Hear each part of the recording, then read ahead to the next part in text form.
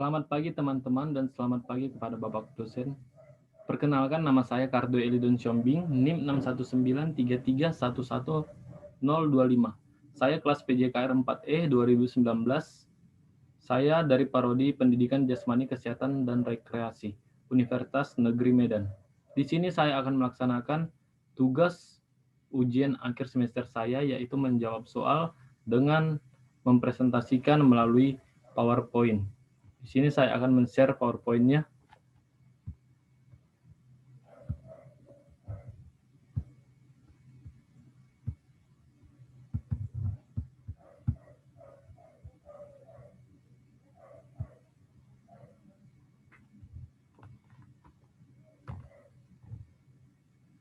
Soal pertama yaitu standar kompetensi dan profesional guru. Jadi dalam standar kompetensi profesional guru, guru harus memiliki 4 standar kompetensi yang harus wajib dimiliki seorang guru. Yang pertama itu adalah kemampuan pedagogik yang harus dimiliki guru berkenaan dengan karakteristik siswa dilihat dari berbagai aspek seperti moral, emosional, dan intelektual. Lalu standar kompetensi kepribadian, yaitu kompetensi yang berkaitan dengan tingkah laku pribadi guru itu sendiri, yang kelak harus memiliki nilai-nilai luhur sehingga terpantul dalam perilaku sehari-hari. Lalu profesional guru, kemampuan yang harus dimiliki guru dalam perencanaan dan pelaksanaan proses pembelajaran. Guru mempunyai tugas untuk menggerakkan kegiatan belajar siswa untuk mencapai tujuan pembelajaran. Untuk itu, guru dituntut menyampaikan bahan pelajaran. Lalu yang keempat itu sosial. Kemampuan guru untuk menyesuaikan diri pada tuntunan kerja di lingkungan sekitar pada waktu membawakan tugasnya sebagai guru.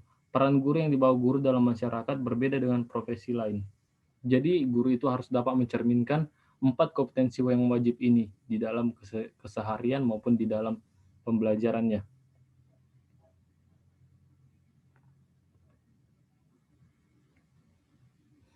Adapun tujuan standar kompetensi itu yaitu seperti kompetensi pedagogik itu gunanya untuk menjunjung tinggi kode etik profesi guru, bertindak sesuai dengan norma agama, hukum sosial, dan kebudayaan nasional Indonesia. Lalu menampilkan diri sebagai pribadi yang mantap, stabil, dewasa, arif, dan berwibawa. Untuk tujuan standar kompetensi sosial, beradaptasi di tempat yang memiliki keragaman sosial budaya, berkomunikasi secara efektif, empatik, dan santun bersikap inklusif, bertindak objektif, serta tidak diskriminatif. Untuk kompetensi kepribadian, menguasai teori belajar dan prinsip-prinsip pembelajaran yang mendidik, melakukan tindakan refleksi untuk meningkatkan kualitas pembelajaran, memanfaatkan hasil penilaian dan evaluasi untuk kepentingan pembelajaran. Yang keempat itu adalah profesional, yaitu memanfaatkan teknologi informasi dan komunikasi untuk berkomunikasi dan mengembangkan diri, menguasai standar kompetensi dan kompetensi dasar mata pelajaran bidang pengembangan yang diampu.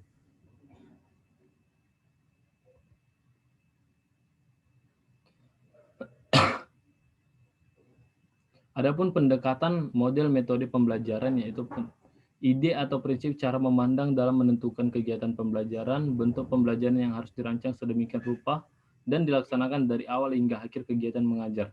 Sebuah proses sistematis dan teratur yang dilakukan oleh guru atau pendidik dalam menyampaikan materi kepada siswanya. Tujuan dari pendekatan model metode pembelajaran itu yaitu menunjukkan garis-garis rujukan dalam perencanaan pembelajaran, menganalisis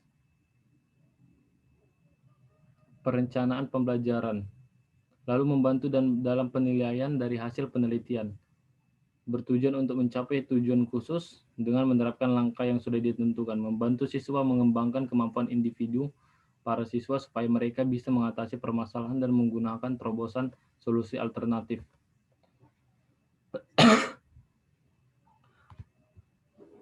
Untuk soal berikutnya ada keterampilan dasar mengajar, yaitu para guru atau tenaga pendidik harus mempunyai 8 keterampilan dasar mengajar dalam mendidik siswa atau mengajar siswa.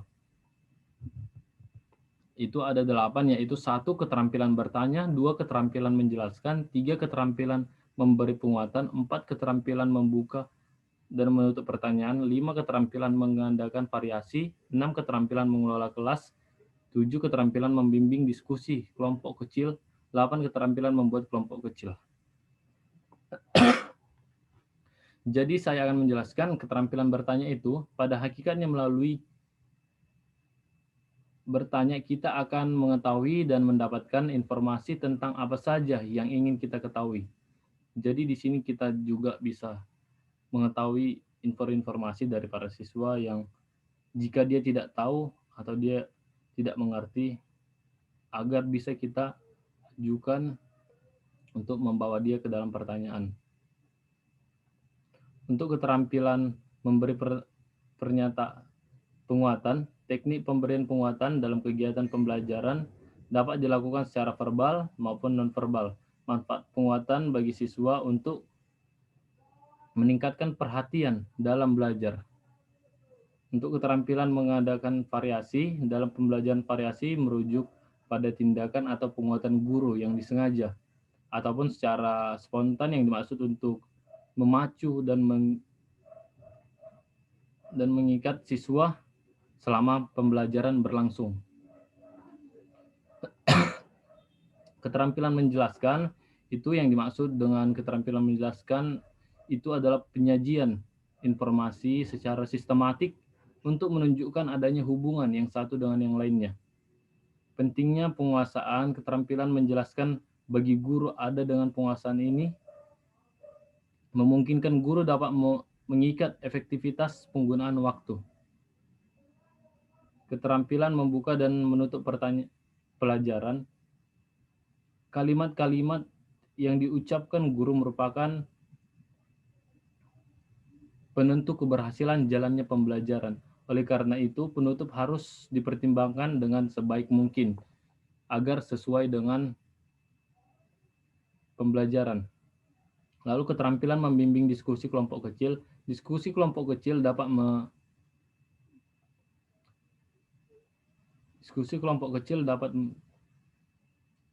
meningkatkan kreativitas siswa untuk mereka berkomunikasi, termasuk di dalamnya keterampilan berbahasa.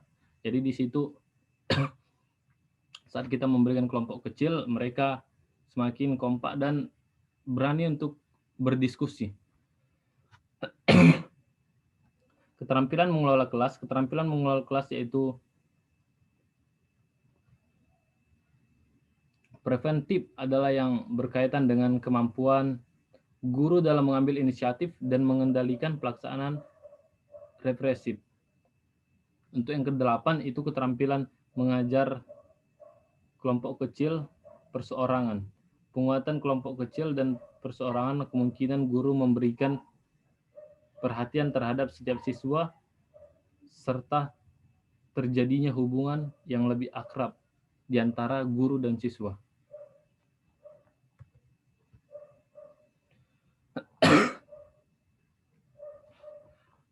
Untuk soal berikutnya, 6 pertimbangan yang harus diperoleh guru dalam memilih metode pembelajaran.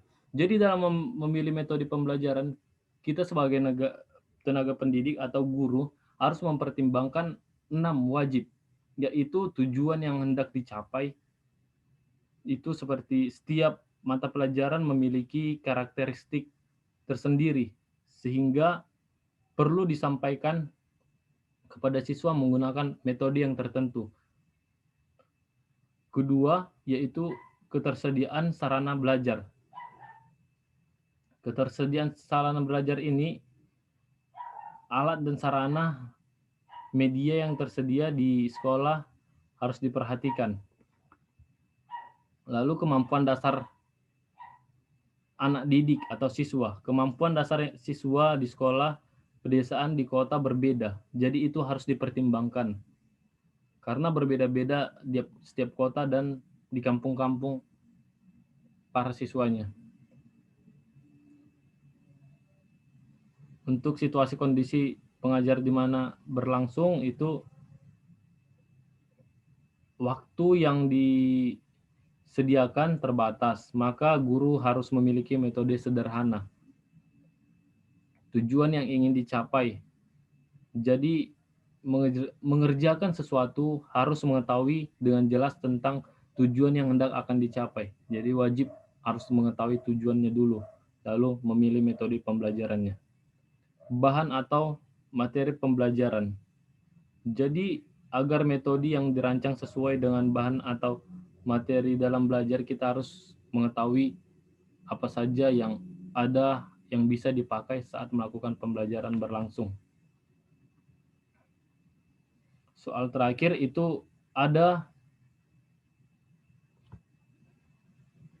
di dalam buku Moscow Stop ada beberapa style untuk melakukan metode pembelajaran, yaitu salah satunya metode komando atau komando style.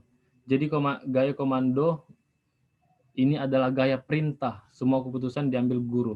Seperti militer ini, semua para siswa harus mengikuti.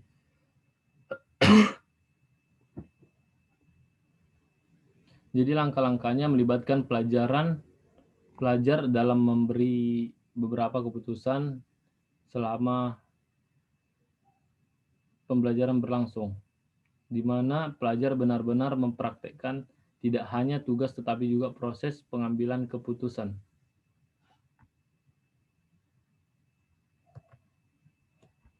Untuk metode latihan atau practice style, yaitu beberapa keputusan selama pertemuan berlangsung yang dipindahkan dari guru ke siswa sehingga memberi peranan yang perangkat tanggung jawab baru kepada siswa.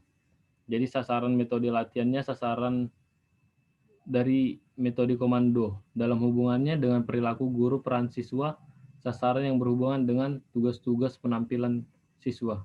Jadi peran guru di sini siswa membuat keputusan selama pertemuan berlangsung. Peran guru sedikit berubah metode komando menjadi gaya latihan.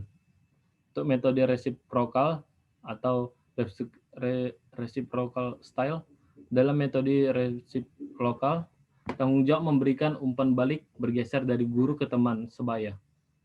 Penggeseran peranan ini memungkinkan meningkatkan interaksi sosial antara teman sebaya dan umpan balik secara langsung.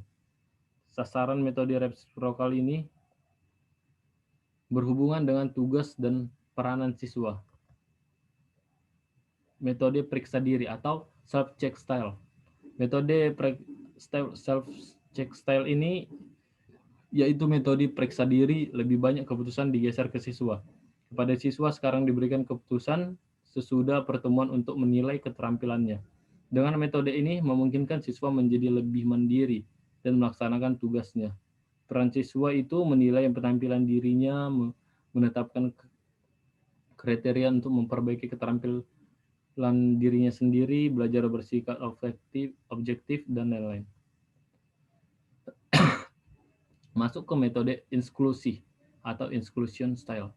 Metode inklusi ini memperkenalkan beberapa tingkat tugas. Metode inklusi memberikan tugas yang berbeda-beda tingkatannya. Dalam metode ini siswa didorong untuk menentukan tingkat penampilannya. Jadi tujuannya ini untuk melibatkan semua siswa, penyesuaian terhadap beberapa individu, memberi kesempatan untuk memulai pada tingkat kemampuan sendiri. Ya, itu adalah metode-metode yang bisa kita lakukan bagi tenaga pendidik, khususnya kita sebagai calon guru. Itu bisa kita laksanakan metode-metode tersebut dan kemampuan-kemampuan yang saya jelaskan tadi, kompetensi seorang guru. Jadi itu adalah presentasi saya dalam melaksanakan ujian akhir semester strategi pembelajaran Penjas. Jika ada kekurangan kesalahan perkataan maupun perbuatan, mohon dimaafkan. Selamat siang dan salam olahraga.